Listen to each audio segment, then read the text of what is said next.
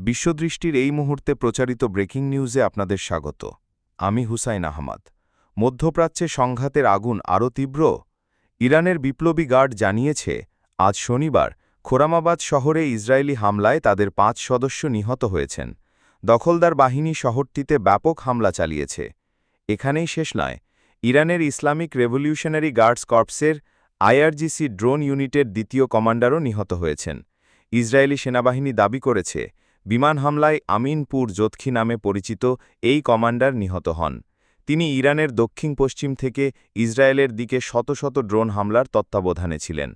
এছাড়াও ইসরায়েলের প্রতিরক্ষামন্ত্রী ইসরায়েল কাটজ জানিয়েছেন, ইরানের কুদুস ফোর্সের ফিলিস্তিনি কর্পসের কমান্ডার সাঈদ ইজাদি ইরানের কোম শহরের একটি অ্যাপার্টমেন্টে হামলায় নিহত হয়েছেন।